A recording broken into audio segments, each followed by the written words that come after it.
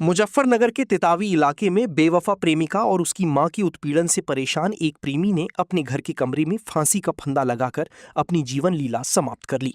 छोड़े गई suicide note में प्रेमी ने अपनी प्रताड़ना की पूरी व्यथा लिखी है। पुलिस का कहना है कि आरोपों को जांचा और परखा जा रहा है। जांच में आने वाले तथ्यों के आधार पर अग्रिम कार्रवाई की जाएगी। खुदकुशी की ये वारदात तितावी थाना क्षेत्र के गढ़ी देशराज गांव में शनिवार सुबह हुई। गांव के नौजवान आयुष ने अपने घर के कमरे में फांसी का फंदा लगाकर अपनी जीवन लीला समाप्त कर ली। मरने से पहले आयुष एक सुसाइड नोट भी छोड़कर गया है, जिसमें उसने अपनी प्रेमिका और उसकी मां को अपनी मौत का जिम्मेदार बताया है। पिछले कई सालों से प्रेमिका उसे अपनी प्रेम जाल में फंसा छलती हुई आ रही थी। लगातार उससे पैसों की उगाही कर उसे टॉर्चर किया जा रहा था। प्रेमिका की मां भी उत्पीड़न में उसका साथ देती थी। सुसाइड नोट में बताया गया है कि ये लोग मृतक आयुष की कुछ फोटो वायरल करने की धमकी देते थे, जिससे परेशान होकर वो मौत को गले लगा रहा है। सीओ फुगाना यतीन्द्र नागर ने बताया कि थाना तितावी की गढ़ी देशराज में सुबह एक नवयुवक के द्वारा आत्महत्या करने की सूचना प्राप्त हुई। इस सूचना का तत्काल संज्ञान लेते हुए थाना तितावी पुलिस द्वारा मौका मुआयना किया गया।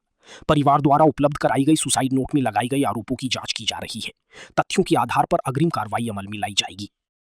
थाना तितावी के ग्राम गढ़ी देसराज में सुबह एक नवयुवक के द्वारा आत्महत्या करने की सूचना प्राप्त हुई। इस सूचना का तत्काल संज्ञान लेते हुए थाना तितावी पुलिस के द्वारा मौका मुआयना किया गया। मौके पर फील्ड यूनिट भी बुलाई गई। मैंने भी घटनास्थल का निरीक्षण किया।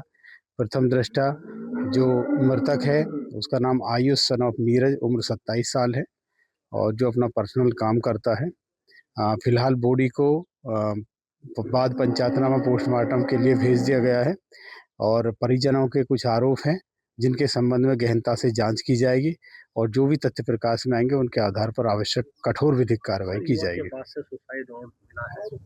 उन सभी तथ्यों पर जो परिजनों के द्वारा सुसाइड नोट उपलब्ध कराया है और जो इनके द्वारा लिखित तहरीर दी गई है, जो भी आरोप लगे सभी का बहुत गहनता से जांच करके और आवश्यक कार्रवाई की जाएगी।